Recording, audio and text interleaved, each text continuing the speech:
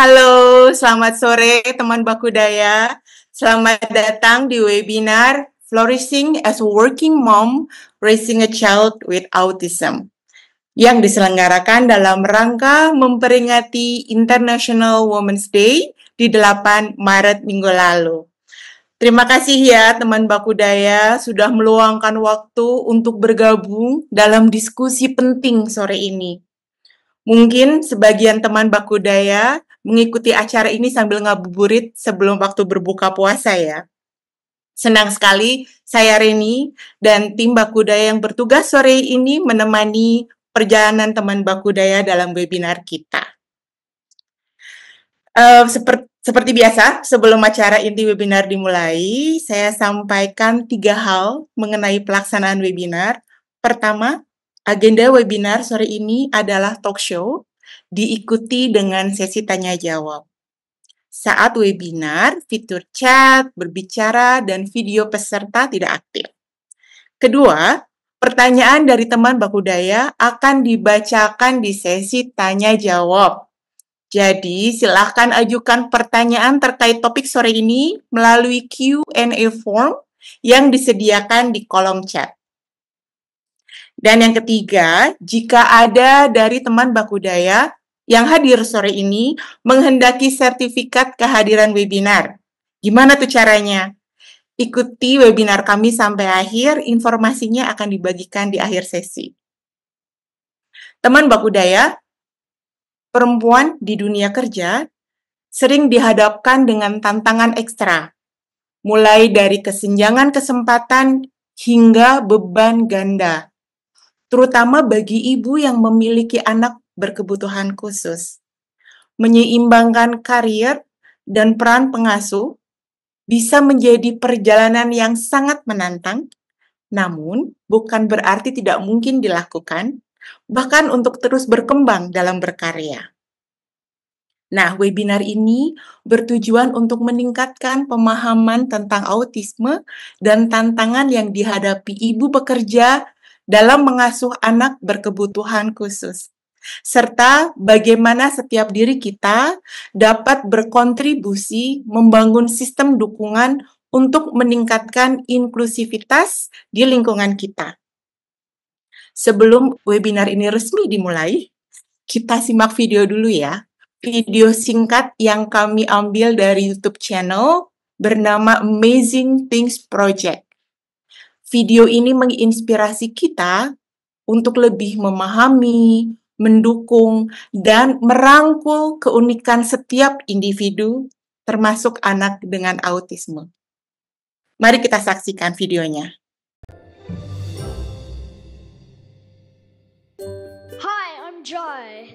I feel like life is like a video game. When you start the game, you got easy, medium, hard, or expert. But someone just pushed me and I slipped onto hard or expert. So I just wish if there was a toggle somewhere in the world, because this is all really, really, really hard. Hi, my name is Sigla and I have 3 cats. And I also have autism, and the things that I like most about it is that I know everything about cats. Well, sometimes like my mind goes all funny and I just can't really control my body, and it's kind of weird and frightening. And sometimes I feel like there's little shapes on me and I feel claustrophobic, even if I'm in the biggest of spaces. Sometimes I just start to do this randomly for no reason, and I make weird noises without realizing it. I like to hold on to my worries at school, and then when I'm in my home, then I just want to take them all out.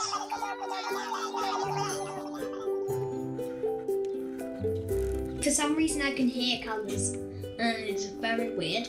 Like if I hear the word sidewalk, I see the colour like walnut. And I think it's all words.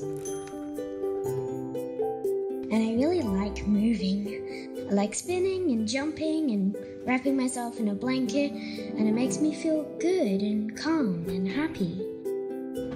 I isolate myself and make sure I'm not around anyone. That people don't understand that I don't like being touched here. Sometimes it's hard for me to understand people because I can't tell what they're feeling. The actions and their words don't really match up. So they are acting really sad, they're crying, and then they say, "This is so much fun!" I should get Freddie as a teacher. Sometimes when I'm really overwhelmed and I start shaking like this. When I get all hooked up and I run away. I love going out to the classroom.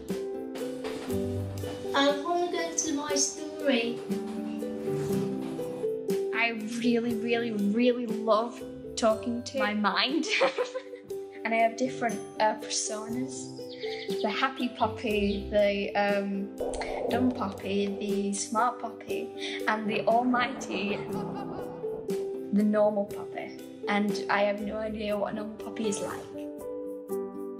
I would like to be treated as a friend, but sometimes people don't treat me like that. To be treated the way they want to be treated. Being treated kindly. I would like to be treated with a decent amount of respect. I'm kind, I'm nice, and I'm helpful. Well, sometimes. I hate to see my friends sad. Help me by listening to me. Just talk to me, just have fun, and I'll follow through eventually. People can't just be autistic and not act like it. They always do stuff like it. Take the time. Take the time. Come on. Take the time. Someone will take the time. Always those who will be willing to take the time to know them. I use my autism for those things. It's good too. It makes me just a little bit think differently than you. It gives me a gift of helping.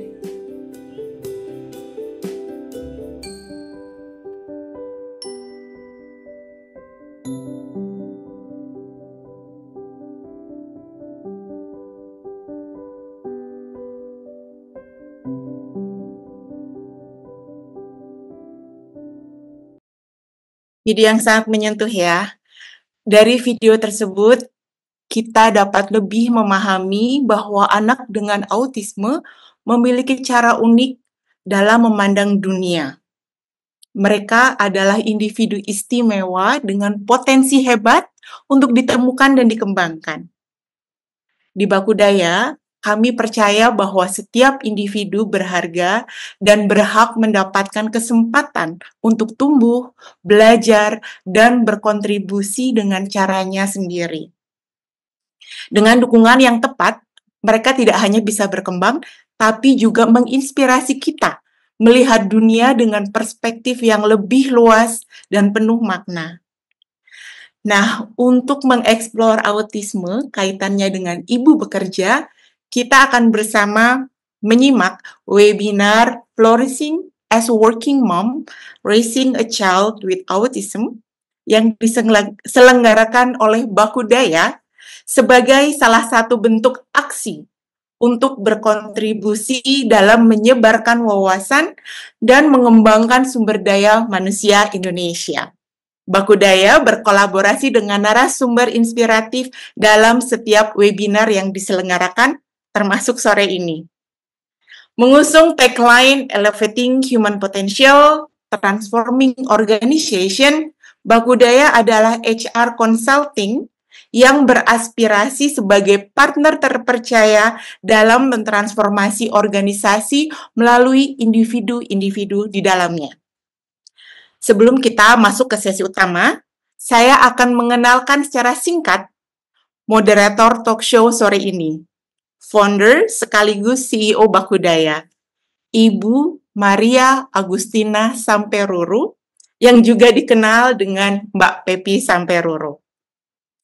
Dengan pengalaman lebih dari 25 tahun di dunia HR Management, Mbak Pepi telah mendalami berbagai aspek pengelolaan sumber daya manusia di beragam industri, mulai dari retail, logistik, hingga manufaktur, serta di berbagai jenis organisasi seperti di multinational company, BUMN, dan perusahaan swasta lokal.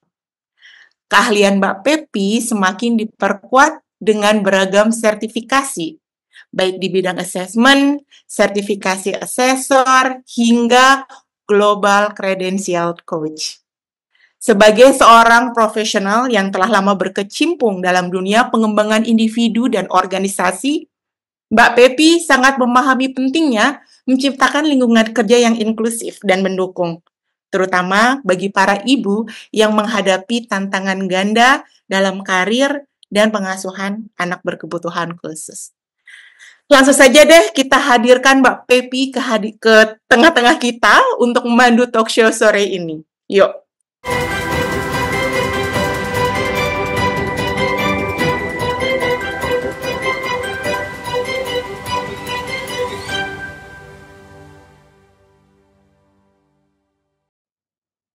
Selamat sore Mbak Reni.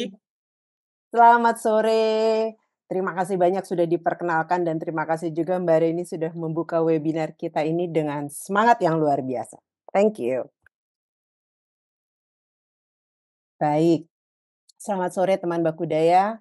Senang sekali sore hari ini saya bisa berada di tengah-tengah teman Bakudaya semua dalam webinar bulan Maret yang sangat spesial dengan tema Flourishing as a Working Mom, Raising a Child with Autism.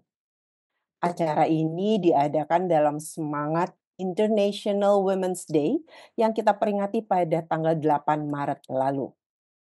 Oh ya teman Bakudaya juga dapat mengajukan pertanyaan selama talk show ini dengan mengisi form yang linknya di-share berikut ini di kolom chat. Silahkan ya, nanti siapapun yang mau mengajukan pertanyaan, silahkan langsung isi form tersebut. Nah, tadi kita sudah saksikan video singkat tentang bagaimana anak dengan autisme berpikir dan mengalami keseharian mereka.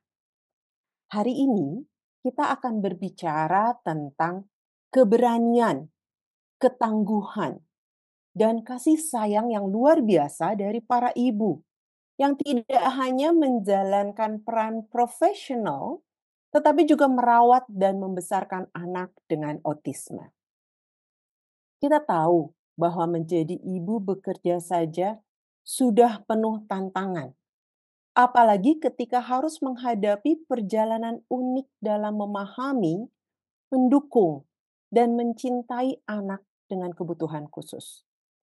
Dalam sesi ini, kita akan mendengarkan kisah inspiratif dari narasumber kita, seorang ibu yang menjalani peran ganda ini dengan penuh kehangatan dan ketangguhan.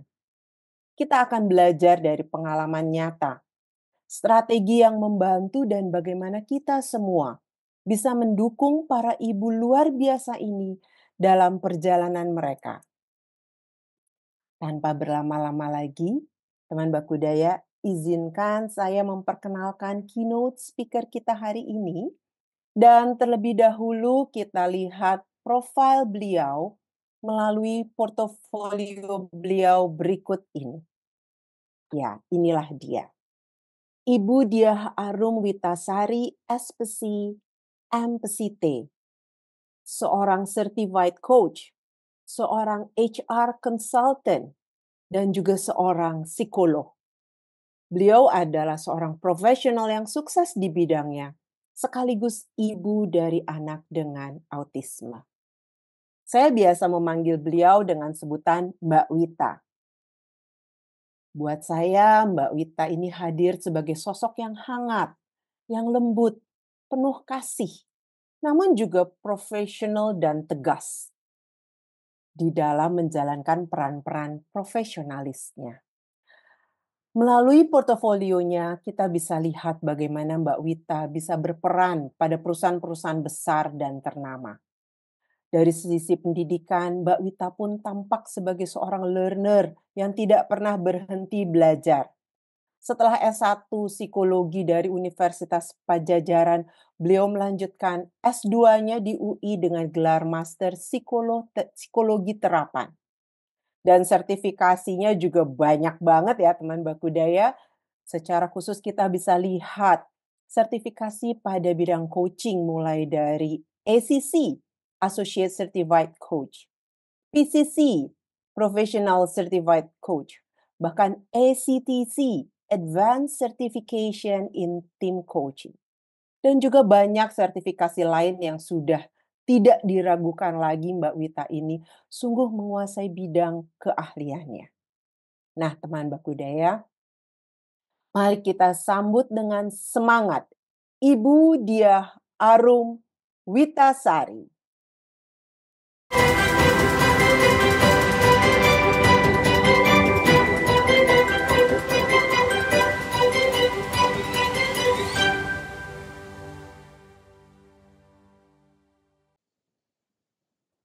Halo Mbak Wita, selamat sore. Selamat sore Mbak Pepi.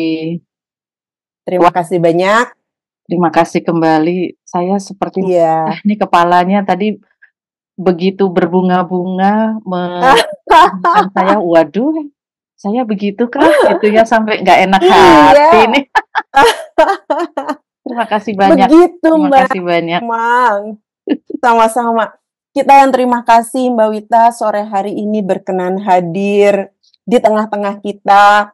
Very happy banget Mbak Wita kita bisa berjumpa sore hari ini bersama teman Bakudaya yang mungkin sambil ngabuburit ya Mbak Wita ya.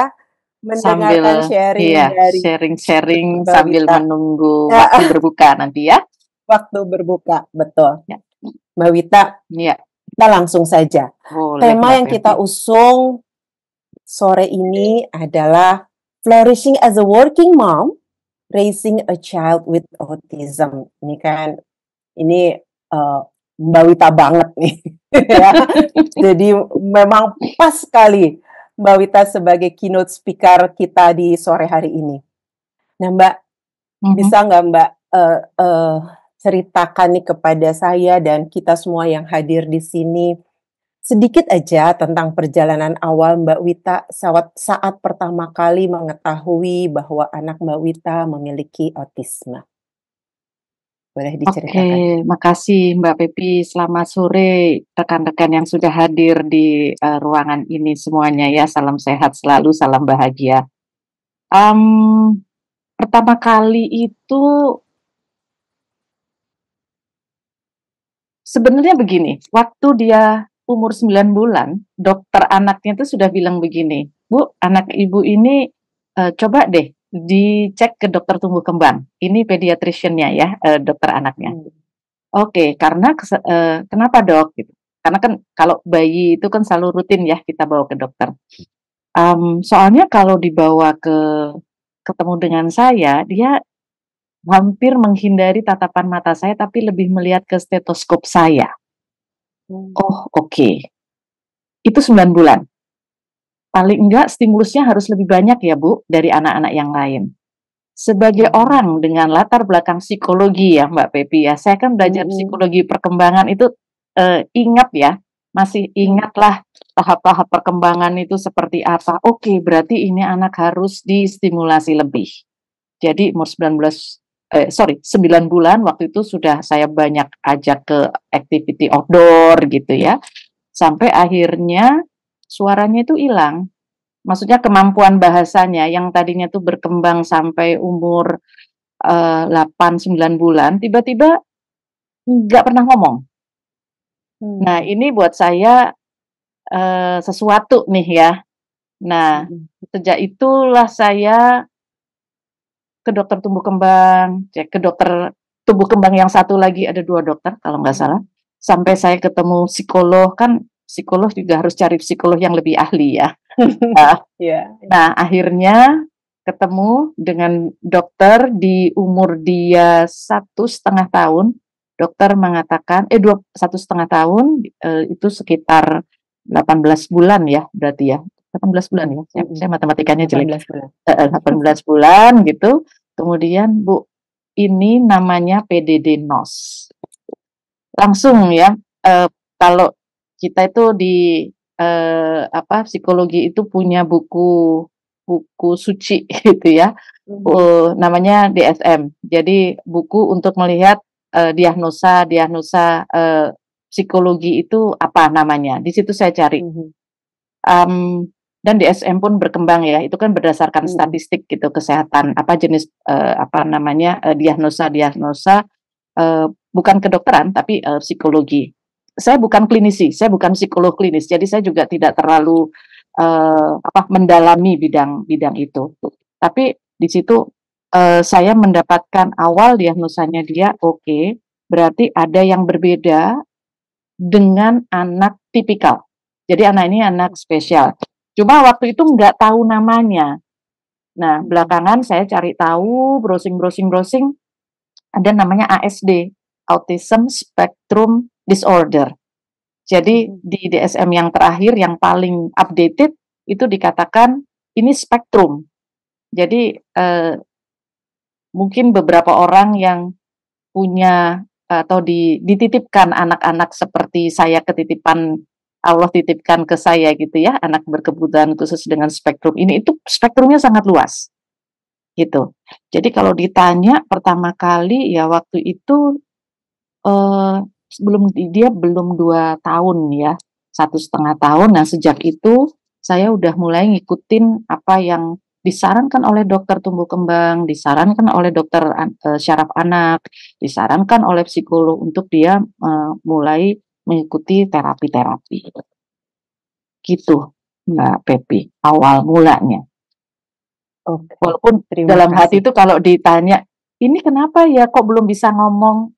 Aduh, lingkungan sekitar tuh gitu ya, orang tua, mertua, teman-teman yang di sekitarnya itu kan, oh iya dia speech delay. Saya nggak tahu itu bentuk denial saya pada waktu itu, atau bentuk harapan saya, atau itu cara mudah untuk menjelaskan ke orang lain yang tidak mengalami situasi yang saya ngobrol langsung dengan dokter yang memberikan diagnosa waktu itu. Dan dokternya saya masih ingat ngasih saya buku tebel-tebel untuk ibu pelajarin ini gitu. Jadi banyak yang harus saya baca waktu itu. Karena kan belum akses pengetahuan nggak secanggih sekarang ya. Dulu itu masih pakai buku. Ya, kurang lebih seperti itu Mbak Pepi. Baik. Terima kasih banyak. Terima kasih Mbak Wita untuk sharingnya. Nah, pada saat itu, momen-momen itu, kalau Mbak Wita ingat kembali, kira-kira tantangan terbesar apa yang Mbak Wita hadapi saat menerima dan memahami kondisi pada saat itu? Tantangannya adalah karena saya tuh bekerja ya, maksudnya bekerja di kantor, dan saya, itu kantor saya yang kelima sepanjang karir saya. Dan saya waktu hamil pas masuk kantor itu setahun kemudian saya hamil gitu loh. Itu guilty feeling saya sama perusahaan saya. Saya oke. Tapi di sisi lain ini anak sudah saya harapkan 10 tahun saya baru dikasih. Jadi ada rasa nggak enak gitu ya. Kok baru masuk setahun terus langsung hamil gitu ya. Tapi untungnya nggak tahu itu. Pokoknya kayaknya Tuhan tuh udah menskenariokan itu sedemikian rupa. Saya dapat lingkungan kerja yang merespect family issue. Maksudnya family issue dari setiap pegawainya gitu ya. Nah, bukan berarti saya kemudian memanfaatkan privilege ini untuk kemudian minta excuse gitu, enggak gitu, tapi jadi kayak rasa sungkan gitu loh. Tapi ya apa boleh buat. Nah, saya sampaikan kepada atasan saya bahwa saya perlu waktu misalnya untuk terapi. Dia paling enggak di saat-saat kritis ya. Di saat kritis artinya gini, dia baru pindah terapi pertama, kemudian terapisnya perlu diskusi dengan saya gitu. Tapi kalau day to day-nya waktu itu sudah berjalan, ya kan ada waktu itu ada susternya gitu, apa namanya, babysitter yang membantu gitu. Pada waktu itu sangat sangat membantu ya. Tantangannya adalah gimana saya balancing gitu ya antara urusan personal sama profesionalisme saya di tempat kerja gitu. Apalagi di pekerjaan saya banyak ketemu klien. Kan harus tetap prima gitu ya. Tetap prima itu dalam arti apa yang mau saya sampaikan, apa yang mau saya deliver ke klien itu juga harus tetap profesional dong gitu ya. Klien kan nggak mau ngelihat di balik siapa apa yang dipikirkan dan dilakukan di balik Wita yang dia hadapi itu ya profesionalismenya gitu. Kurang lebih begitu tuh Mbak Pepi. Ya, ya.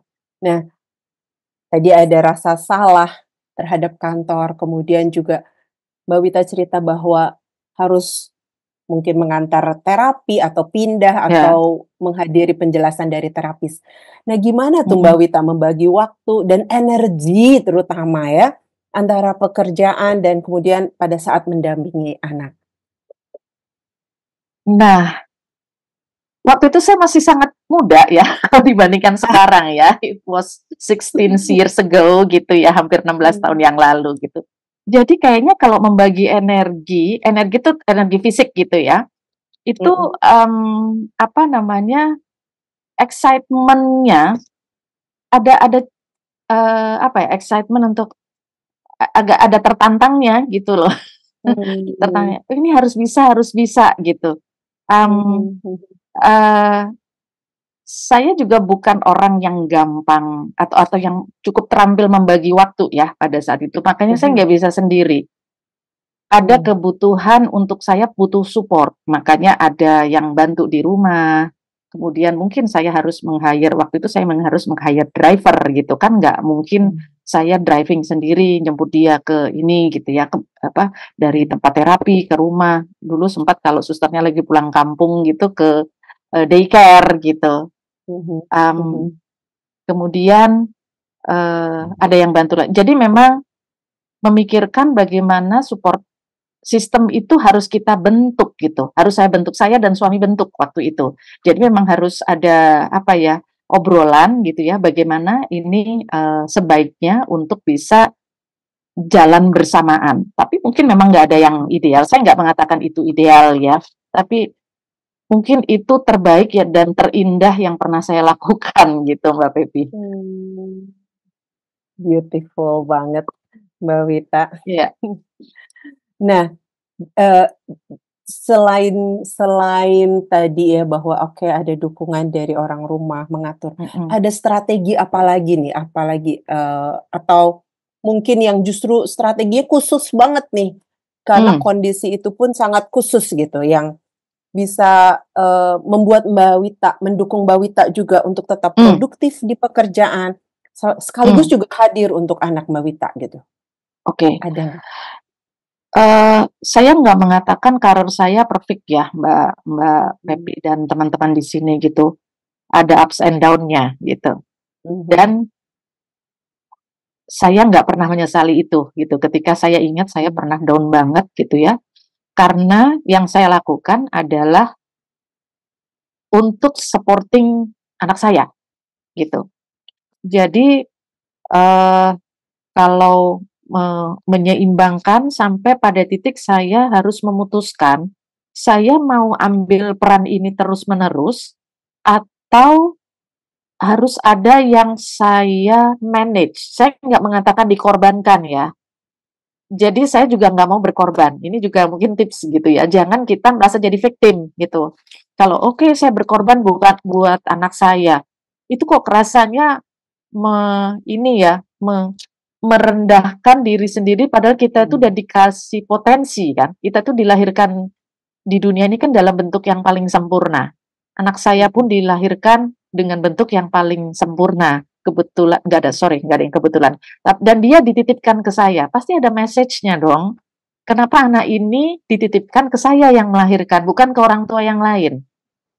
Jadi untuk membuat ini tetap berjalan waktu itu ya sampai di titik saya kayaknya nggak cukup nih dengan saya yang begini. Nggak cukup tuh bukan berarti finansial atau ini ya, tapi dengan anak saya ini perhatian kayaknya agak mulai dibalance. Apalagi ketika dia mulai tumbuh kembangnya mulai besar ya, harus cari sekolah. Tadinya kan kita udah planning ya, namanya orang ideally itu kan kita bikin planning ya, sekolahnya nanti di sini, dananya segini gitu ya. Itu buyar semua karena biaya satu anak itu saya kayak nyekolahin 3 anak gitu. Jadi artinya spending yang saya tadinya planning gitu ya untuk anak, kira-kira begini, jadi saya bisa saving begini, masih bisa punya rencana ini, itu buyar semua gitu, karena mau nggak mau dialokasikan ke dia. Nah, ada beberapa momen gitu ya, satu titik, Mbak kan psikolog, itu sampai gini, iya ya, ada kalanya pada saat itu saya juga harus menjawab atau menjelaskan, anak saya itu begini, ini bukan penyakit. Dia bukan sakit, tapi dia punya perbedaan di proses tumbuh kembang di brain-nya gitu ya. Tapi untuk bisa ngomong gitu saya kan harus knowledgeable. Makanya saya sekolah lagi, Mbak Pepi. Itu saya sekolah lagi, itu anak saya kalau nggak salah umur 5 tahunan. Saya sekolah lagi. Ambilnya pendidikan anak usia dini. Tapi tesis saya itu tentang parenting. Gitu ya, tentang parenting. Knowledge yang saya dapat di kantor sebagai seorang facilitator, trainer, training designer, itu saya buat how to communicate with children, tapi at the same time orang tua itu dia juga harus mungkin ada peran mengedukasinya, peran sebagai guru, tapi juga jangan lupa ngasih afeksi gitu. Bayangkan kalau itu ibu bekerja kan udah sampai rumah ya. Nah, tesis saya tentang itu tuh. Nah, lanjut, saya nggak bisa begini kalau akhirnya saya memutuskan saya nggak mau kerja full time, Mbak Pepi. Itu waktu anak saya umur mungkin 8-7 tahun gitu ya. Karena nggak mungkin buat saya untuk full time, sementara dia, kita sama-sama harus saling berdampingan. Bukannya saya mensupport dia, tapi saya juga belajar banyak dari dia. Jadi kalau dipikir-pikir ya, kalau tadi karirnya Wita di sini, di situ, di sini, tapi my interest itu kok seiring dengan tumbuh kembangnya dia ya. Sampai saya di tahun 2017 saya mulai belajar coaching sampai sekarang.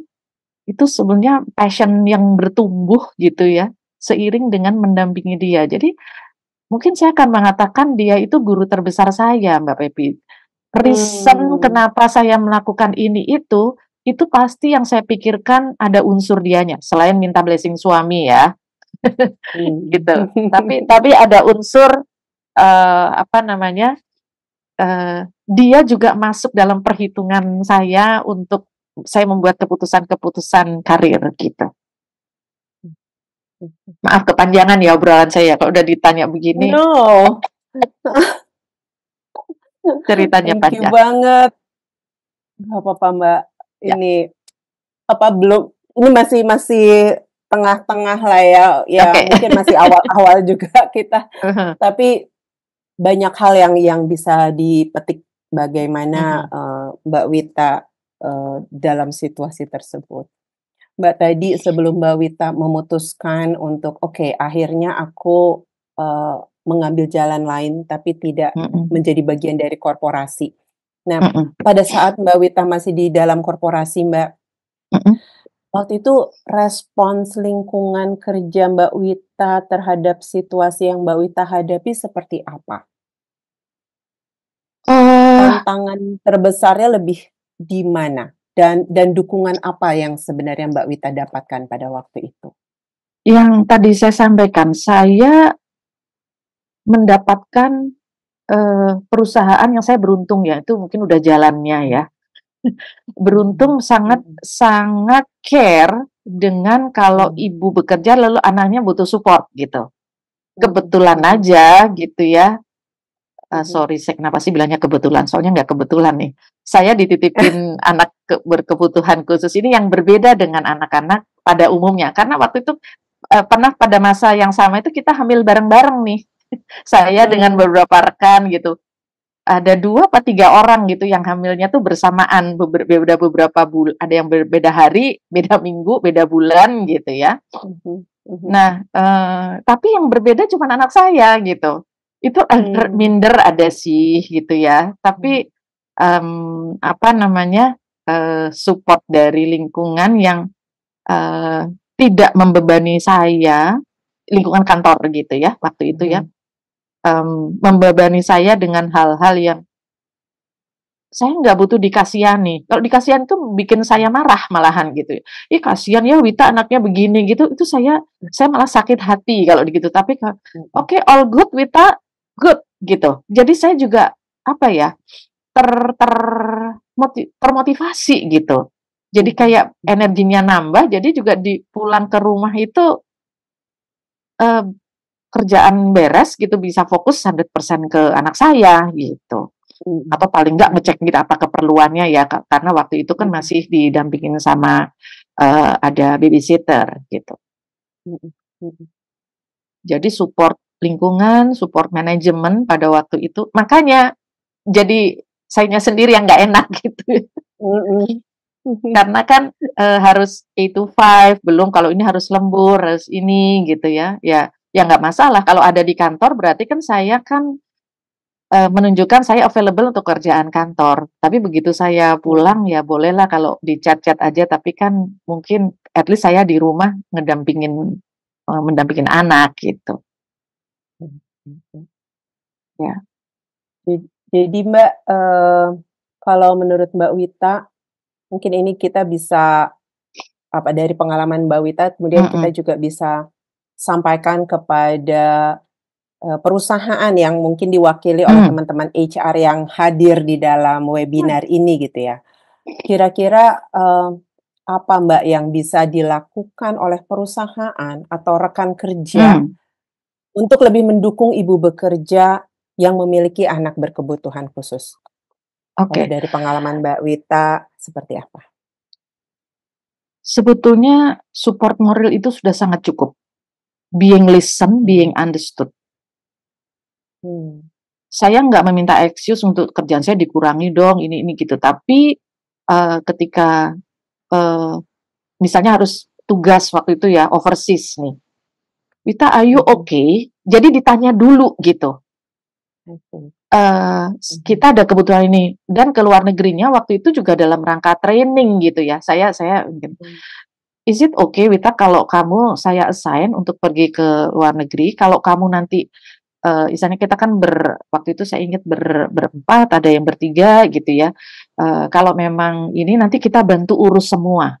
Jadi kamu nanti tinggal istilahnya siapin yang apa kamu perlu siapkan, karena masih ingat saya waktu itu masih kasih ASI. Saya harus bawa pompa, bawa ini gitu ya, bawa dry ice gitu masuk ke koper gitu untuk dan minta izin. Saya ingat minta surat gitu, takutnya kalau di bandara kalau bawa cairan ini kan nggak boleh gitu. Sampai di sana dicarikan tempat yang di hotelnya itu di apartemen yang memang ada kulkas bisa buat nyimpen. Jadi selama saya waktu itu saya ingat saya di Manila gitu ya, itu diberikan fasilitas yang memang cukup atau pantas gitu ya, nggak berlebihan ya, memang standarnya kantor begitu, tapi dipikirkan, itu ditanya gitu, itu rasanya being supported banget gitu. Nah, saya nggak pergi yang jauh-jauh sih waktu itu ya, cuman di ASEAN aja ya. Pas waktu dia kecil, begitu sudah agak gede kan udah beda ya, tapi saya masih ingat itu 5 tahun pertamanya itu kan saya masih full time kerjanya gitu. Ya, Mbak, tadi kan Mbak Wita bilang ada guilty feeling juga ya terhadap kantor gitu. Nah, dari pengalaman Mbak Wita atau mungkin bisa membagi tips-tipsnya kepada teman Hmm. Bakuda yang hadir di sini juga, bagaimana Mbak Wita menangani rasa guilty feeling ini atau kekhawatiran tentang Hmm. membagi waktu antara pekerjaan dan anak? Mungkin yang saya alami akan beda dengan orang yang lain gitu ya. Tapi kalau saya Ya. waktu itu saya nggak peduli mau naik jabatan atau enggak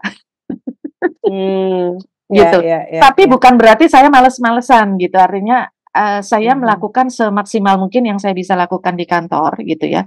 Saya nggak punya ekspektasi apa-apa kecuali I get accomplish responsibility saya gitu ya. Karena mungkin prioritas kali ya. Prioritas saya buat Aha. anak itu jauh lebih besar dan di sini tapi saya juga butuh ruang karena sebenarnya kerja itu kan juga me time ya, Mbak Pepi ya. Kalau saya Betul. ya, kalau saya bisa mengalihkan sebentar, nanti ketika di rumah itu justru saya energized gitu. Merasa punya energi baru gitu. Nah, membaginya ya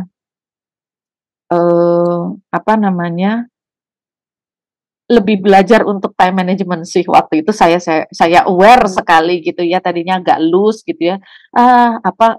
Baring-baring dulu boleh gitu. Bukannya nggak boleh baring-baring, tapi ingat kita punya daftar pekerjaan, daftar tugas yang harus kita selesaikan, apakah tugas itu di rumah atau di kantor, jadi managing gitu. Dan yang paling ini sih managing ini ya, self regulation ya, emosi. Nah, itu yang paling buat saya cukup challenging waktu itu sehingga saya memutuskan untuk rasanya tidak full time, tidak menjadi full time employee pada saat itu keputusan yang paling tepat. Iya, again ini kan pilihan ya. Mungkin ada yang tetap sedari awal udah memutuskan untuk tidak melanjutkan karirnya di korporasi atau di tengah perjalanan nggak apa-apa terus dengan segala support sistemnya. Tapi pada waktu itu saya melihat saya nggak mampu. Saya melihat keterbatasan diri saya makin stres gitu kalau harus bekerjanya itu ngikutin ritme yang karena saya nggak mau nggak mau setengah-setengah gitu loh Mbak Pepi kalau mengerjakan pekerjaannya kalau standar di sini ya segini, kalau perlu segini gitu. Tapi pada saat energi saya udah kayaknya saya nggak mampu ini untuk ini karena saya punya prioritas yang lain. Nah, jadi energi itulah yang saya switch ke urusan tumbuh kembangnya si anak ini sehingga akhirnya menemukan passion karir lain lagi gitu. Malah mendapatkan jalur baru ya. Iya. Yang berbeda. Iya, jalur yang berbeda gitu. Makanya memang tidak pernah ada kebetulan ya. Exactly, betul. It meant to be lah udah. Betul. Ya saya begini ya memang udah jalannya dan ada yang menemani si anak saya ini yang membuat saya begini. Dulu saya tuh kan nggak sabaran gitu ya kalau tadi sabar, lembut, emang gitu ya. Tapi mungkin itu terjadi karena saya dilatih oleh hadirnya anak saya ini gitu. Kalau enggak saya mungkin ya gampang darah tinggi kan. Kalau sekarang ya sudahlah gitu. Nah, terkait dengan itu Mbak, gimana nih tips-tipsnya Mbak Wita menjaga kesehatan fisik, kesehatan mental, emosional untuk Mbak Wita sendiri di tengah tuntutan ganda ya dari perusahaan maupun dari anak? Iya. Kalau sekarang kan tuntutannya perusahaannya klien, perusahaan yang meng-assign gitu ya, meng-assign kerjaan saya, anak dan suami atau keluarga. Taking care of myself itu penting atau taking care of yourself itu penting. Jadi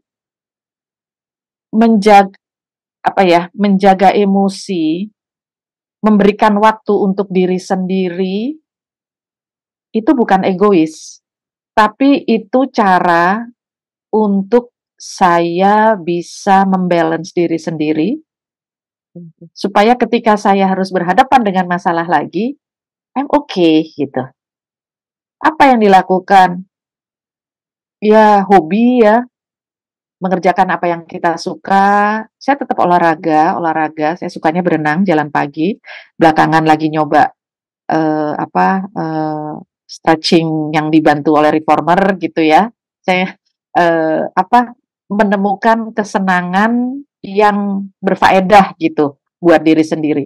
Mungkin me time ya, me time itu kan nggak harus rebahan atau apa gitu, tapi atau ketemu orang ya, itu menyenangkan ya sesekali gitu. Walaupun saya juga bukan orang yang suka hang out lama-lama, itu nggak terlalu ini ya, energinya cepat habis ya sebagai orang introvert gitu ya. Jadi mesti nge-recharge diri sendiri gitu. Tapi memang mengalokasikan waktu untuk diri sendiri itu menjadi penting.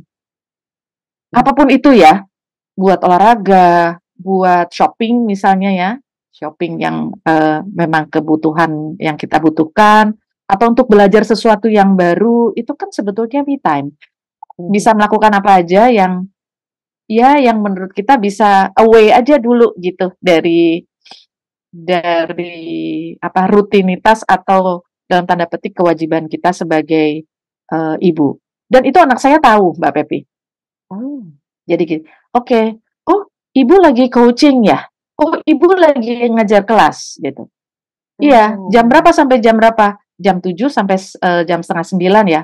Oke, dia akan di kamarnya, dia akan melakukan aktivitasnya, nanti ibu sudah selesai meeting gitu. Jadi dia juga kita libatkan, anak ini saya libatkan ketika saya juga mau beraktivitas, supaya nggak pada saat meeting terus dia tiba-tiba teriak gitu atau minta attention gitu ke kita. Nah, itu memang yang harus sejak awal itu saya jelaskan. Jadi kapan dia juga boleh kok punya me time gitu, ibu juga boleh gitu ya, ayah juga boleh gitu. Dan ini kita saling tahu satu sama lain gitu. Jadi kita tetap sama-sama bisa fokus masing-masing. Ya. Jadi memang secara terbuka ada komunikasi dengan anaknya juga ya, Mbak Wita ya. Betul. Jadi walaupun dia ini verbalnya agak limited nih, Mbak Pepi ya. Maksudnya kalau dibandingkan dengan anak sebayanya jauh lah gitu ya. Fisiknya sih seperti anak remaja, kan dia udah remaja gitu. Kalau dia nggak ngomong orang nggak tahu lah gitu. Kalau dia berkebutuhan khusus gitu. Tapi begitu bicaranya itu mungkin seperti anak setara dengan usia anak SD 10-11 tahun gitu. Tapi knowledge-nya sangat kaya. Tapi saya yakin dia paham kok. Ketika saya mengatakan sesuatu, dia akan mengolah. Jadi ketika kita bicara juga saya libatkan. Bahwa dia nggak bisa merespon, bahwa dia mungkin limited meresponnya dengan bahasa yang dia tahu gitu, nggak masalah. Tapi saya menganggap dia seperti anak remaja pada umumnya gitu. Oh, beautiful banget sih Mbak Wita. Oke, Mbak, dalam perjalanan Mbak Wita tersebut, apa support system yang sangat membantu Mbak Wita? Jadi sejak anak saya ini tahu butuh intervensi, butuh treatment gitu ya, terapi, itu saya mulai kan banyak cari tahu ya. Dari orang-orang yang mungkin sudah pengalaman dahulunya sampai ketemu ini, dokter inilah, belajar ini, ambil sertifikasi ini. Saya belajar macam-macam Mbak Pepi. Terapi untuk ini bagaimana saya nggak saya tulis aja itu ya di situ karena kebanyakan saya ambil kinesiologi, sertifikasi itu, ambil sertifikasi untuk brain gym dengan segala bagaimana optimalisasi otak gitu ya. Lebih untuk bisa, tadinya untuk kebutuhan saya gitu, lama-lama Mbak sharing dong,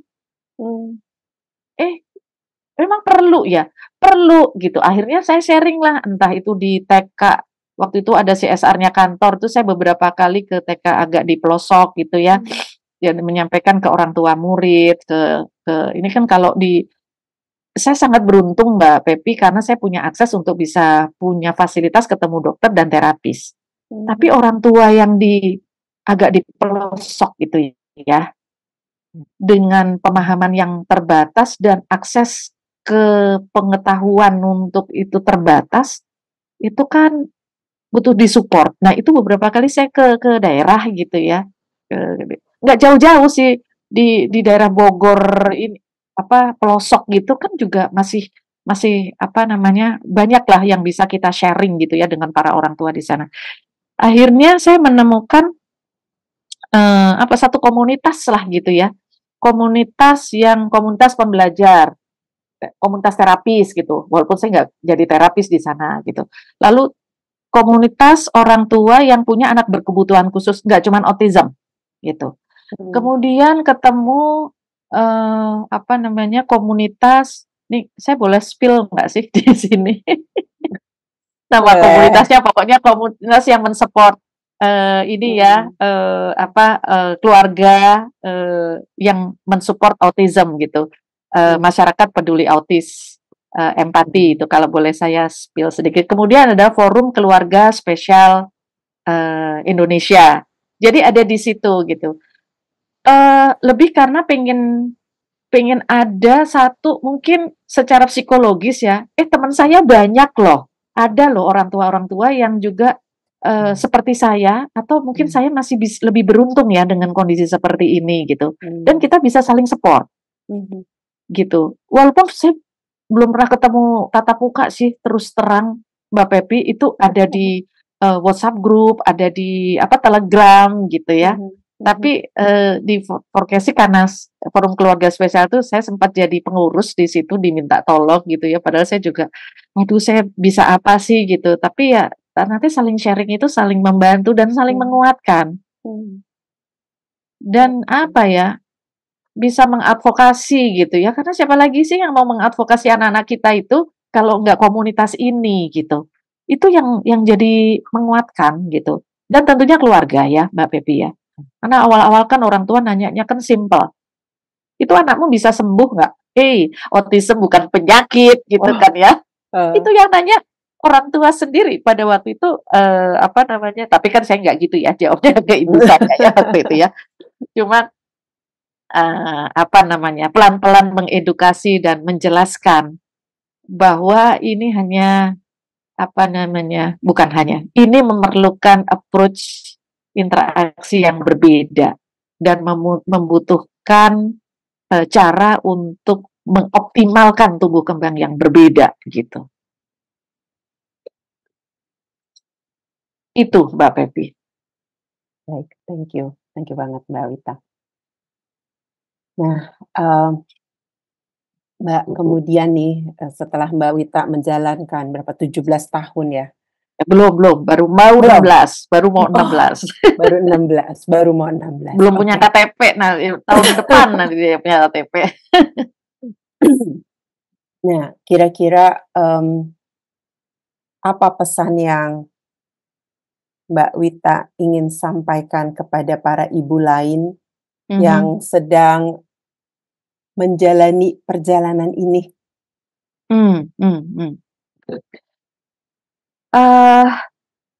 Karena hidup itu pilihan, pilihlah yang terbaik.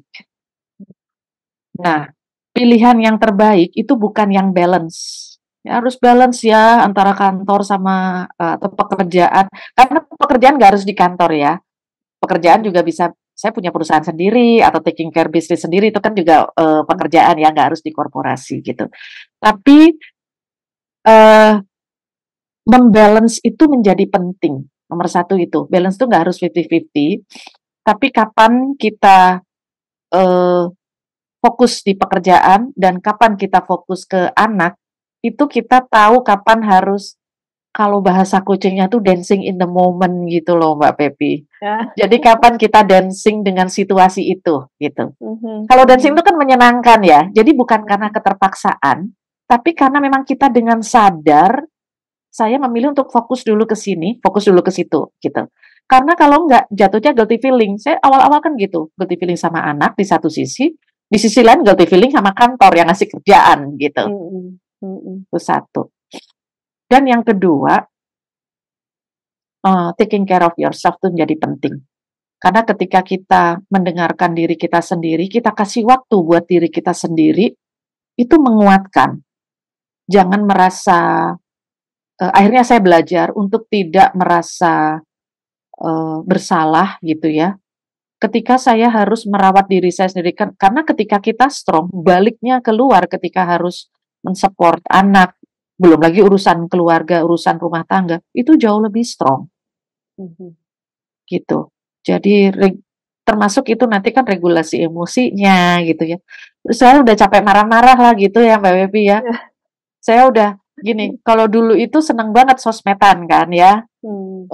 Ini sekarang saya nggak punya waktu untuk bersosmed ya, kecuali memang oke, harus posting sesuatu yang mengedukasi. Jadi intentionally. Jadi saya sekarang kalau mau posting itu intentionally.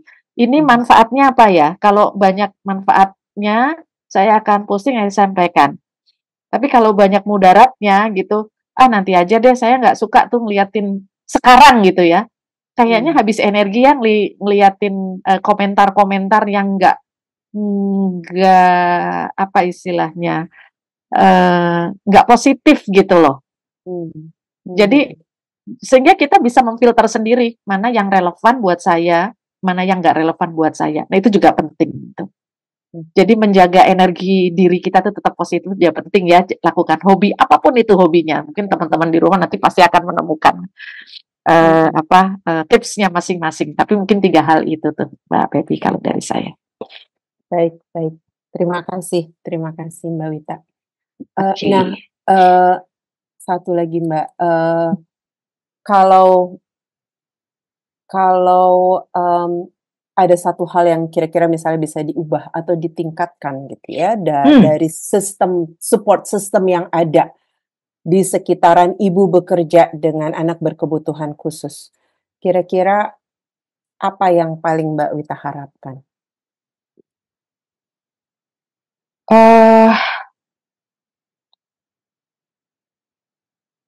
Saya beberapa waktu lalu itu diminta juga untuk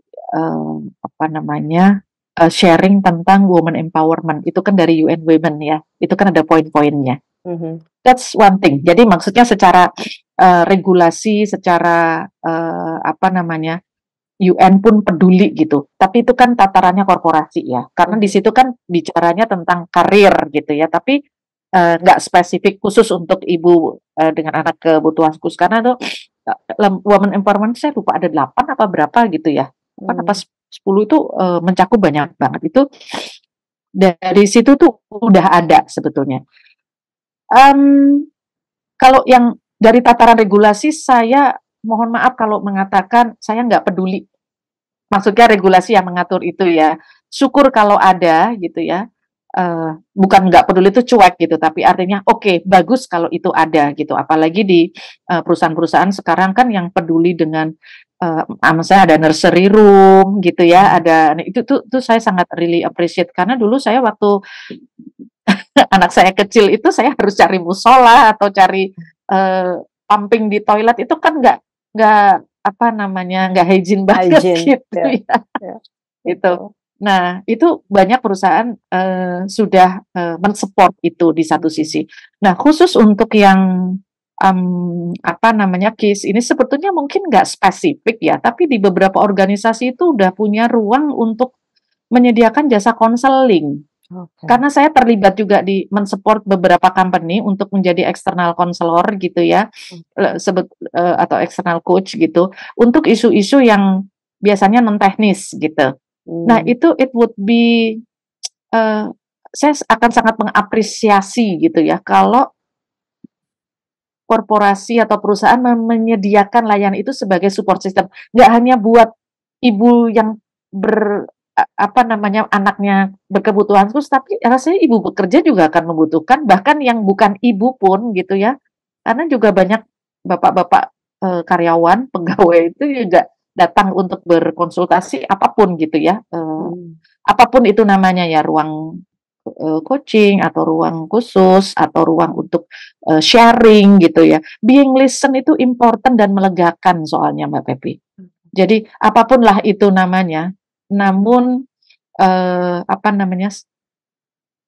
Saya nggak mengatakan apa, layanan itu gitu ya, kalau itu disiapkan, itu akan sangat-sangat membantu. Karena yang dibutuhkan itu bukan ini kok, bukan hal teknis. Ibu-ibu ini pada pintar-pintar semua, dia tahu sebetulnya apa yang mau dilakukan gitu kan ya. Tapi rasanya memang butuh assurance, bahasa anak sekarang butuh validasi, butuh konfirmasi gitu ya, gitu supaya apa yang dilakukan itu memang win-win solution lah buat semua, buat perusahaan, buat dia sebagai pegawai yang employee-nya dan juga buat keluarganya. Baik. Terima kasih banyak Gitu. Mbak Wita. Sama-sama. Mbak, ini udah banyak pertanyaan masuk ke Q&A form. Jadi rasanya kita bisa langsung masuk ke sana ya Mbak, biar ada interaksi juga dari teman-teman Bakudaya yang hadir di sini. Oke. Nah, saya akan bacakan, udah banyak banget nih pertanyaan. Oke, saya bacakan pertanyaan pertama dulu. Mbak Wita, terima kasih atas sharingnya. Sangat inspiratif bagi saya yang memiliki anak ABK juga. Peluk. Ini ibu atau bapak nih? Kalau bapak tos. Ya. Oke, whoever ya. Saya ingin bertanya bagaimana cara Mbak Wita untuk segera bangkit ketika sedang mengalami down dan merasa bersalah terhadap anak karena terhadap anak. Bentar, saya ini ketutupan. Karena memutuskan, ini pertanyaan pertama ya, untuk tetap bekerja.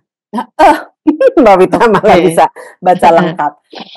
Gitu, Kemudian apakah Mbak Wita bisa memberikan pesan kepada sesama caregiver ABK jika tidak memiliki atau bahkan sumber daya yang terbatas? Oke, Bu Nuning Soliha. Salam kenal Ibu Nuning Soliha. Oke. Bagaimana untuk segera bangkit ya ketika mengalami down? Saya nggak tahu bangkitnya itu waktu itu saya segera atau enggak. Tapi jangan malu untuk meminta bantuan, gitu ya. Kadang-kadang budaya di Indonesia itu kalau kita datang ke psikolog atau kalau saya yang di sini life coach gitu ya, itu aib gitu. Nah, buat saya sih kebetulan waktu itu ke psikolog karena urusannya tumbuh kembang ya. Down sih down, tapi yang membuat saya down waktu itu terus terang ya, bukan karena anak saya, tapi karena saya merasa tidak bisa berprestasi di tempat kerja. Nah, pada waktu itu caranya, saya memang pada waktu itu, ini sekedar tips ya, mungkin bisa works, bisa mungkin buat orang yang lain juga, mungkin sekedar sharingnya saya aja. Saya memang jadi banyak bicara atau banyak sharing dengan orang-orang yang saya percaya. Waktu itu kan coaching belum banyak ya Mbak Pepi ya. Jadi saya waktu itu ngobrolnya dengan sesama teman yang belajar coaching waktu itu. Karena belum karena sambil ini. Kemudian dari situ saya menemukan insight, saya ditemani untuk melihat bahwa yang saya lakukan itu bukan rasa bersalah karena saya meninggalkan anak saya gitu ya. Tapi mungkin saya yang kurang terampil membuat prioritas. Satu. Yang kedua yang saya rasakan, saya itu bukan orang yang asertif dulu Mbak Pepi. Jadi saya nggak berani ngomong atau nggak berani mengungkapkan. Semuanya dipendem sendiri. Nah itu yang membuat makin terpuruk. Jadi being assertive is not bad. Justru itu menyehatkan. Asertif itu kan menyampaikan dengan sehat apa yang menjadi pemikiran kita. Bukan agresif ya. Kalau agresif kan ada marahnya gitu. Nah, di situ melihat sisi positif yang saya punya itu sangat membantu, sangat menolong. Jadi mungkin teman-teman coba deh, kalau belum mau ngobrol dengan orang lain gitu ya, coba identify. Dilihat itu, kelebihannya kita bisa jadi itu lebih banyak dari kekurangannya kita. Cuman selama ini karena kita fokusnya lihat ke kekurangan terus ya, kelebihannya jadi ketutupan. Itu yang akhirnya memotivasi, iya ya, saya nggak jelek-jelek amat ya, maksud saya nggak buruk-buruk amat ya sebetulnya ya. Tapi memang di satu titik itu, saya nggak bisa fulfill requirement-nya manajemen. Jadi daripada, saya blaming ke situasi, mendingan saya fokuskan energinya ke apa yang bisa membuat saya bangkit.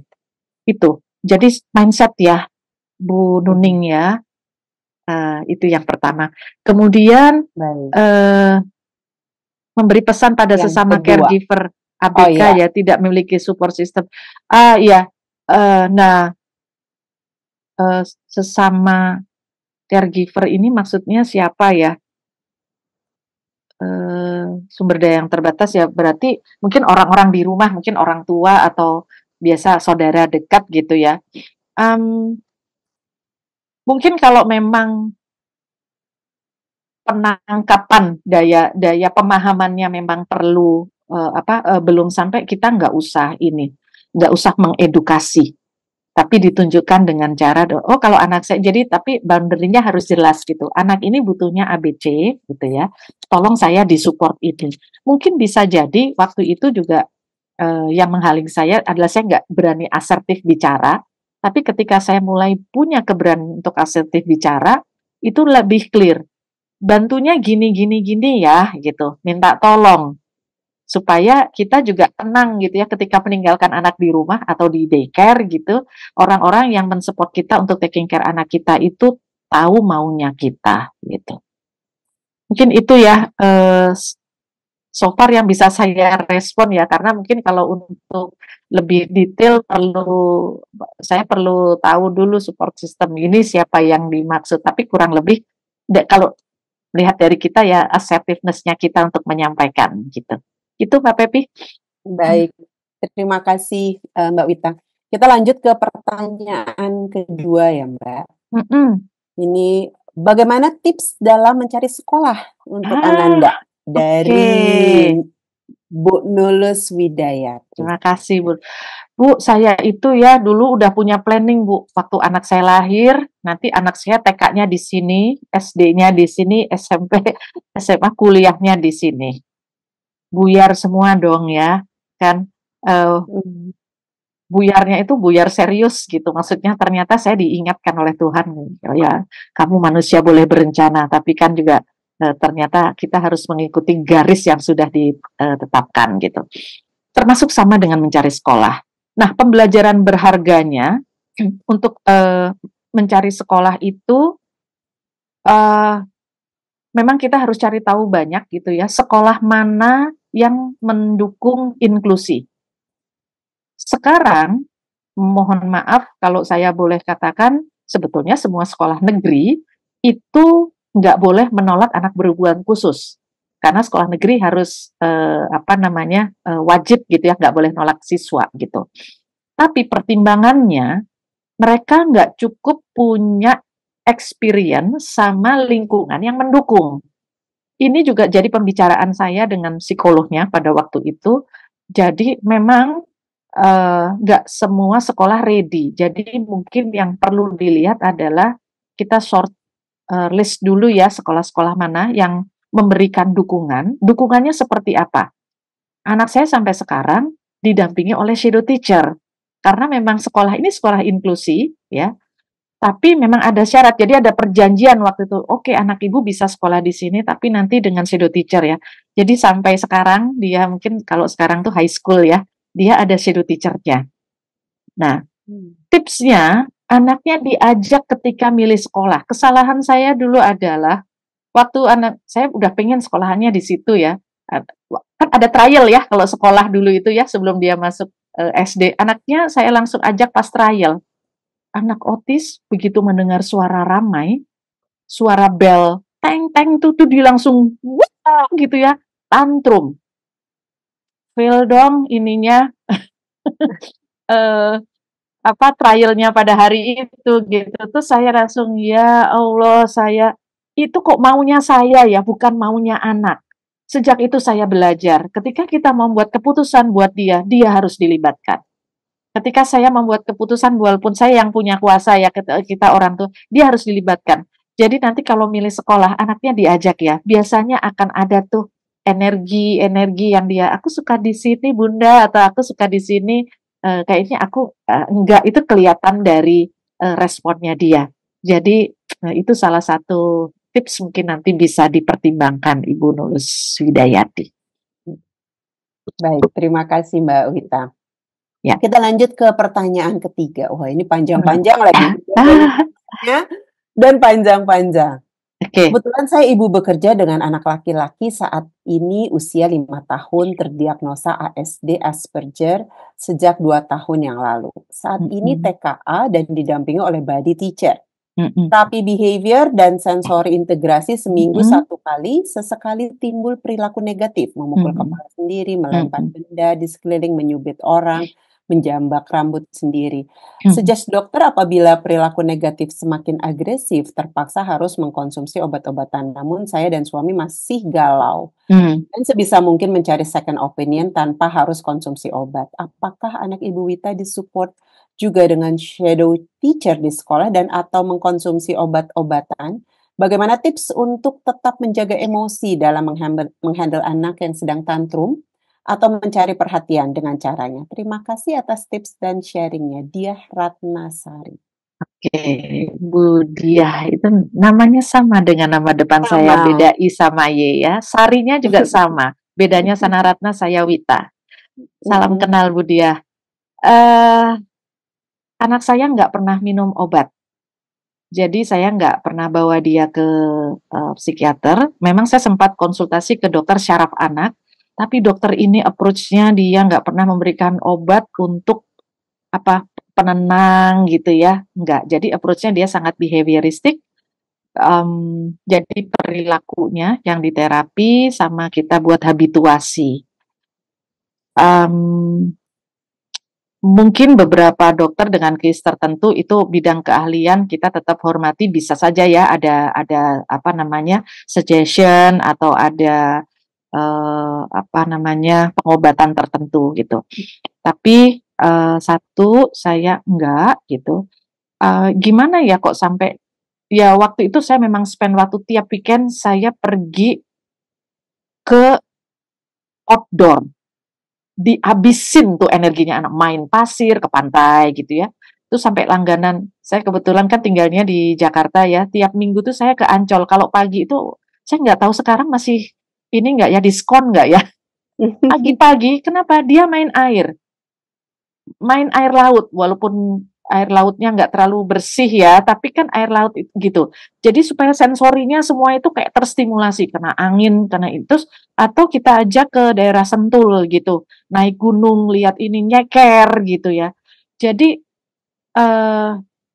upaya itu sebetulnya untuk membantu dia bisa sensing, belajar sensorinya dia itu terstimulasi. Walaupun terapi saya masih sangat sarankan. Anak saya by the way sampai sekarang masih terapi ya. Nah, apakah di support shadow teacher? Iya, Bu Diah, tadi saya sampaikan walaupun role shadow teacher-nya udah mulai berkurang. Hari ini tadi dia ada pesantren kilat lah gitu ya, retreat buat. Jadi di sekolahnya dia itu setiap bulan puasa itu ada kegiatan semua agama. Yang Muslim nanti ada acara sampai sholat tarawih, yang non Muslim yang ada retreatnya gitu ya. Yang Kristen, Katolik, Hindu dan Buddha itu ada aktivitas, semuanya nanti akan pulang sampai malam. Surprisingly kemarin dia ditanya sama shadow teacher-nya, nanti kamu pulangnya gimana nak? Gitu. Oke. Saya akan independen, Miss, pulang aja ya sore. Jadi Miss-nya tadi tanya saya 2 kali, Ibu bener Bu, saya boleh pulang sebelum buka puasa? Karena dia bilang mau independen. Boleh, silahkan, pulang aja. Berarti dia udah ready untuk nggak didampingin. Jadi memang bertahap gitu ya. Didampingi semenjak dia masuk SD sampai dia sekarang high school gitu. Tapi peran shadow teacher-nya udah jauh sangat kita minta berkurang gitu. Dan itu memang harus kita awasi ya. Karena rasanya kalau enggak dia akan bantu terus tuh. Kalau enggak kita stop gitu ya. Jadi memang dia akan membantu hanya jika dibutuhkan. Kemudian bagaimana tips menjaga emosi dalam menghandle anak yang sedang tantrum? Ini luar biasa, saya masih ingat ya. Kalau anak tantrum kita kan cenderung ini ya, bantu nolong terus ditarik di ini gitu ya. Ada satu peristiwa, itu juga saya dulu belajarnya dari Twitter, saya lupa nama psikolognya. Boleh saya sebut di sini, Mbak Pepi? Boleh, silakan. Saya lupa kalau nggak salah namanya Mbak Ana Surti, something gitu ya. Saya nggak kenal personal, tapi beliau sangat simpatik gitu waktu saya cerita, Mbak, saya ngikutin tipsnya Mbak, anak saya tantrum, saya diemin, sampai dia diam sendiri. Sejak itu dia belajar, saya kalau tantrum, ibu nggak akan nolong saya. Satu, nahan rasanya malu waktu itu gimana sih kok didiemin? Biar sampai susternya waktu itu kan pengen nolong gitu ya. Saya udah izin tuh sama kebetulan tantrumnya di sekolah. Kepala sekolah, penjaga sekolah, guru-gurunya, nanti kalau dia tantrum tolong diamkan saja, tapi tolong dijaga supaya dia nggak cedera fisik. Itu susternya dari luar ngintip nangis. Saya juga nggak tega, tapi sejak saat itu dia udah nggak karena menurut dia tantrumku nggak works gitu. Itu dia waktu itu masih di preschool gitu. Jadi umur berapa ya waktu itu, mungkin 3 tahunan ya, belum ya 3 tahunan gitu, 3-4 tahun gitu. Itu jadi memang ada luangkan satu waktu betul-betul kita tega gitu ya. Tapi ketegaan itu yang termanage tentunya ya, jangan sampai dia cedera gitu. Aduh tuh rasanya jantung saya juga mau gitu ya. Tapi begitu tuh saya lihat hasilnya luar biasa.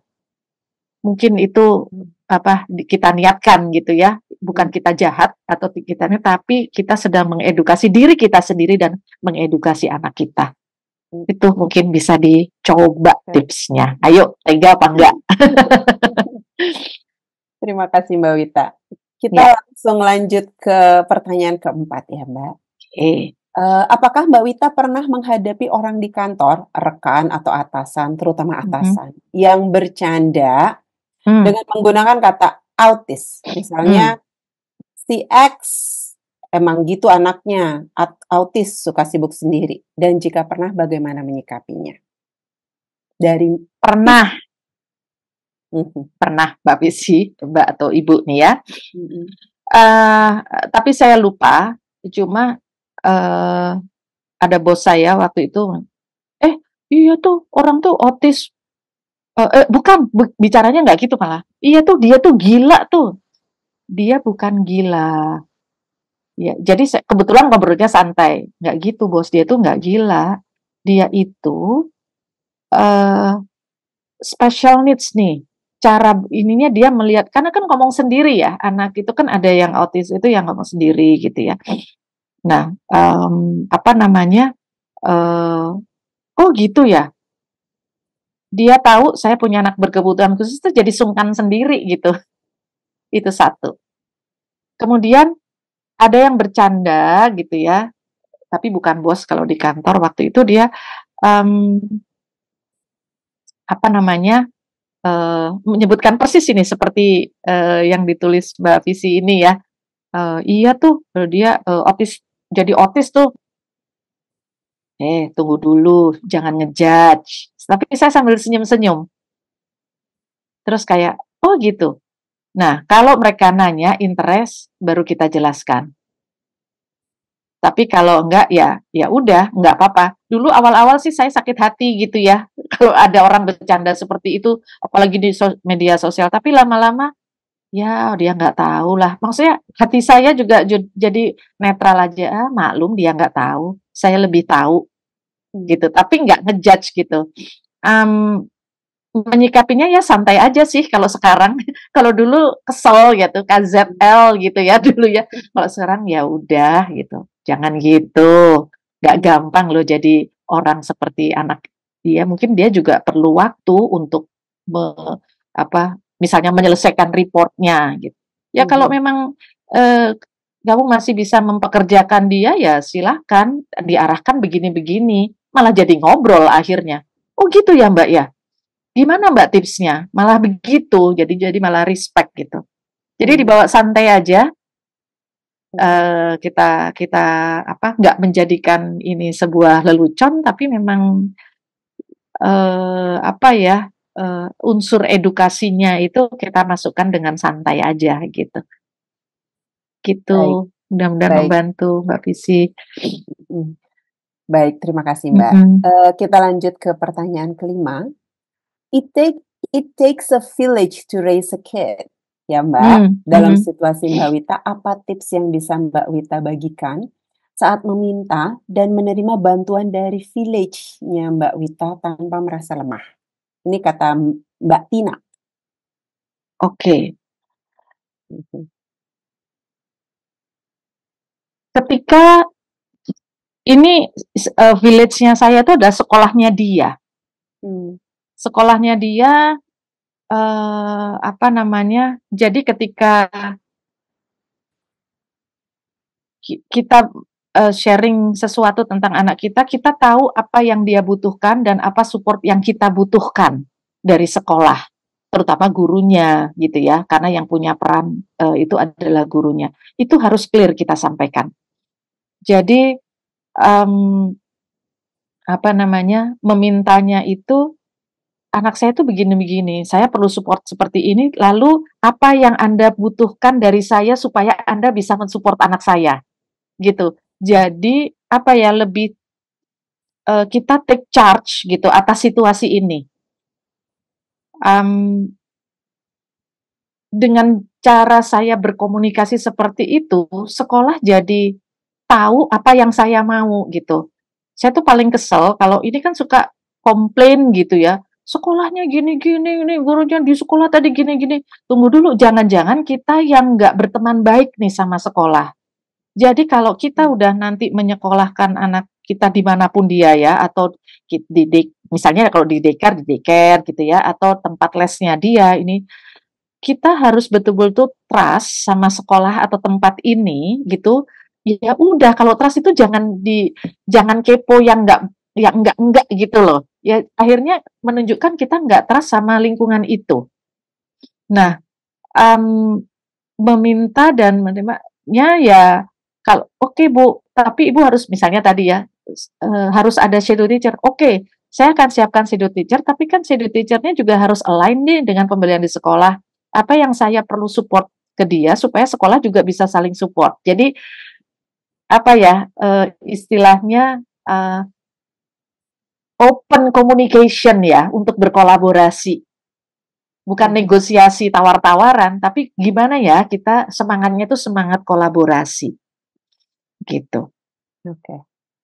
Baik. Terima kasih. Mudah-mudahan membantu ya. Saya nggak tahu apakah ini menjawab, tapi mudah-mudahan karena itu yang saya alami gitu. Ya. Terima kasih.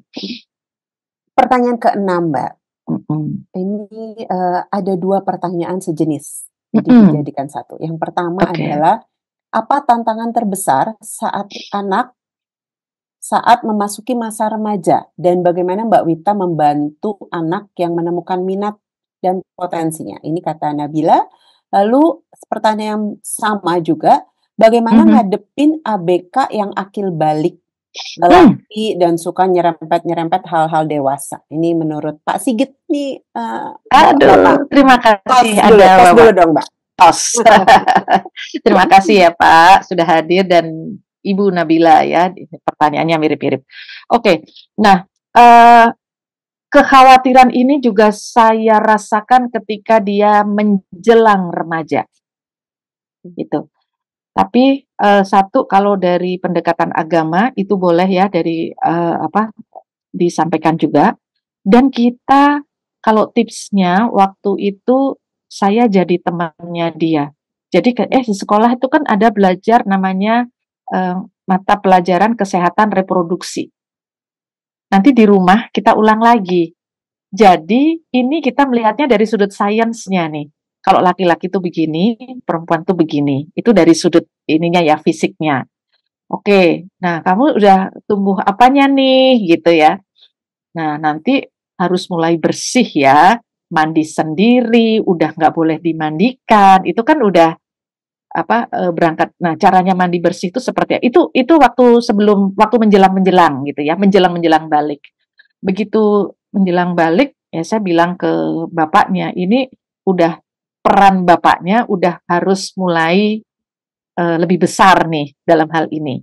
Jadi ketika memang nyerempet-nyerempet, yang nyerempetnya itu seperti apa, itu yang kita temenin supaya dia tahu mana yang pantas dia konsumsinya dia, mana yang enggak, yang tidak. Dan yang paling mengerikan sebetulnya sosial media. Kalau dia udah pegang handphone atau pegang laptop gitu ya, karena kan nggak bisa dipungkiri dia juga harus, maksudnya anak-anak sekarang tuh kan juga harus embracing teknologi ya. Nah itu kita ajarkan. Well, dia ngerti nggak ngerti? Oke, ini Google-nya masih pakai punya ibu ya akunnya. Kalau kamu mau bikin, nanti yang pakai kids.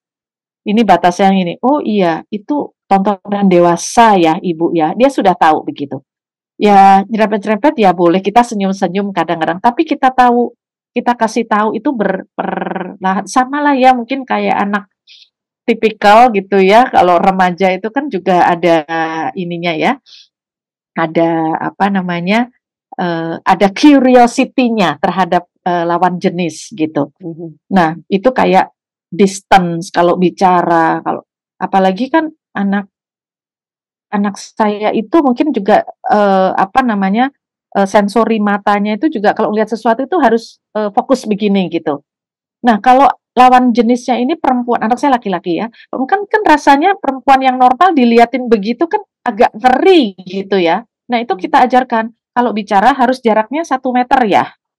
Itu kalau ngobrol harus sopan, nggak deket-deket. Nah, itu berulang-ulang. Jadi memang habituasi penting gitu ya. Kemudian kalau memang yang ditemenin aja. Jadi sesekali yuk kita lihat sama-sama, yuk kamu lagi nonton YouTube apa ini, ada lagu apa gitu. Jadi ketika dia ada sesuatu, dia tahu siapa orang pertama yang dia mau tanya, ya orang tuanya. Anak saya cukup terbuka waktu dia balik gitu ya, dia ngobrolnya sama, oh ibu saya kalau laki-laki itu begini, kalau perempuan tuh begini ya gitu ya. Iya, kamu jadi iya tadi begini-gini. Oke, apa yang harus dilakukan gitu, dia udah tahu karena kita udah siapkan itu. Jadi open communication rasanya jadi penting gitu ya. Kadang-kadang kita tuh bareng ya di rumah gitu, tapi kita diemin ya, kita sibuk sendiri sama kerjaan, anaknya juga sibuk sendiri main apa gitu, kok sayang gitu. Sempatkanlah sebentar aja, 15 menit, setengah jam itu udah lebih dari cukup sehari gitu ya, kalau terutama kalau di rumah udah sama-sama ada di rumah kalau malam. Bagaimana membantu menemukan potensinya? Oke, apa yang dia suka kita coba explore. Jadi anak saya itu saya coba dulu pernah belajar melukis. Dia lukis suka banget, setelah itu nggak suka. Musik dia pernah belajar terus habis itu stop. Nah, kemarin 3 tahun lalu, Bu, aku mau belajar piano deh. Oh ya udah gitu. Akhirnya dia kok kembali sekarang dia suka saya leskan piano seminggu sekali. Kemudian kalau dia suka sekali coding. Jadi waktu SD terakhir sampai SMP dia ambil ekstrakurikuler coding, dia jago robotik sekarang, dia narasumber buat subjek robotik di sekolah di sekolahnya gitu. Jadi kalau udah coding, robotik gitu itu dia bisa dibilang leader lah gitu ya, dengan segala keterbatasan di area yang lain, tapi dia gitu. Jadi kalau ditanya kamu mau interest kamu di mana? I want to be a programmer, Ibu. Oke, dan gitu. Dia udah kebayang gitu. Ya, jadi apa enggak ya enggak tahu ya, tapi tipsnya gimana? Dicoba aja semua, outdoor, indoor gitu sampai akhirnya dia menemukan mana yang jadi interestnya. Gitu, Bu Nabila, mudah-mudahan membantu. Pak Sigit juga ya. Ditemenin Pak putranya atau putrinya. Baik Mbak Wita. Oh, beautiful banget. Sampai speechless. Terima kasih banyak ya Mbak Wita ya. Sama-sama. Sungguh-sungguh insightful. Thank you so much. Thank you so much. You are welcome. Sayang banget nih kita tuh karena waktu nih, karena keterbatasan waktu. Jadi tadi juga masih ada beberapa, cuman karena waktu jadi kita jadikan pertanyaan tadi adalah pertanyaan terakhir dari sesi Q&A ini. Sekali lagi terima kasih banyak. Terima kasih banyak Mbak Pepi atas waktunya, kesempatannya berbagi. By the way kan saya bisa berbagi kan juga karena kehadirannya dia di dunia ini. Iya. Terima kasih. Thank you so much ya Mbak You are Wita. welcome. Aduh, semoga Mbak Wita selalu sehat Amin. dimanapun Mbak Terima Wita kasih. berada ya. Semakin sukses. Amin. Terima Ya, kasih. dan banyak lagi inspirasi-inspirasi dan pemikiran-pemikiran Mbak Wita yang di-sharingkan untuk kita semua. Thank you so much Terima Mbak Wita. kasih juga untuk membuat forum ini Mbak Pepi, karena jarang sekali gitu kami dari forum keluarga spesial dari masyarakat peduli otis juga butuh forum-forum yang bisa mengedukasi lingkungan ya, nggak hanya orang tuanya tapi juga lingkungan yang lebih luas. Terima kasih. Mudah-mudahan di dunia korporasi juga lebih aware gitu ya, nggak hanya orang tuanya tapi suatu saat mereka juga akan jadi employee loh. Ya, betul. Mereka akan masuk ke dunia kerja gitu. Iya. Terima Baik. kasih. Thank you so much Mbak Wita. Sama-sama. Terima kasih banyak atas kesempatannya. Sehat selalu buat Mbak Pepi dan juga semua teman-teman yang hadir di Bakudaya. Amin. Terima kasih. Terima kasih banyak Mbak Wita. Oke, teman Bakudaya. Daging semua ya. Terima kasih banyak nih untuk partisipasi teman Bakudaya dalam sesi talk show ini, di mana kita sudah mendengarkan keynote speaker kita yang hebat. Sesi tanya jawab juga sangat dijawab dengan sangat ciamik ya, dan banyak banget insight-insight yang bisa kita peroleh. Tapi saya di sini mau share 3 hal yang kemudian tadi saya pikir sangat penting sekali ya. Yang pertama adalah hidup ini pilihan. Pilih yang terbaik dengan sadar. Tadi Mbak Wita tekankan sekali, dengan sadar. Lalu setting priority, manage time, bikin self-regulation, dan memang akan sangat membantu kalau talk to someone. Jadi bicara dengan seseorang. Itu nomor 1.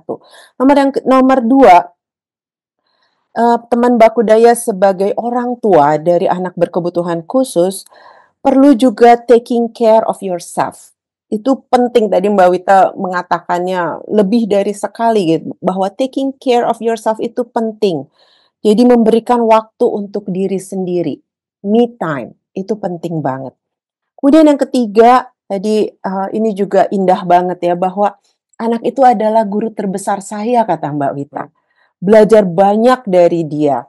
Dan juga libatkan dia dalam komunikasi, jelaskan apa yang terjadi, libatkan dia dalam ambil keputusan untuk dirinya. Jadi libatkan dia, ajak dia untuk memilih, tadi contohnya memilih sekolah, dan jadilah teman untuk dia.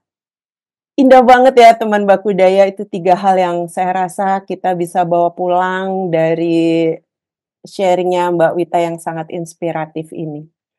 Teman Bakudaya dimanapun kita berada, mari kita ciptakan lingkungan yang saling memberdayakan, lingkungan yang mampu membantu dan merangkul semua pihak untuk menjadi lebih berdaya lagi. Sebab manusia yang berdaya akan mencerminkan bangsa yang berdaya pula. Selanjutnya, saya kembalikan kepada Mbak Reni.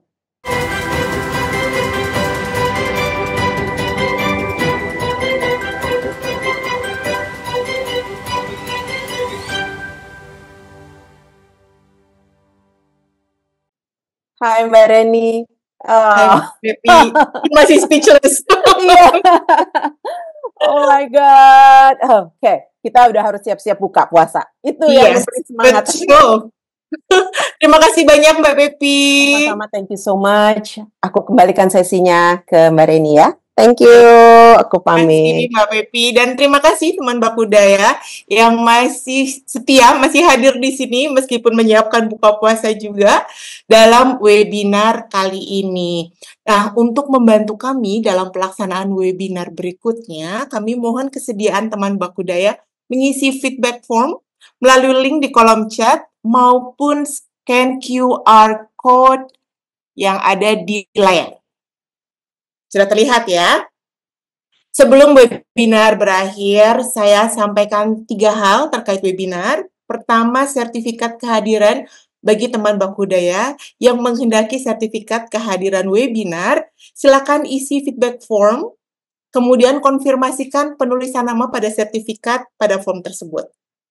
Kedua, rekaman webinar sore ini dapat teman Bakudaya akses di kanal YouTube Bakudaya, juga rekaman webinar dan event Bakudaya bulan sebelumnya.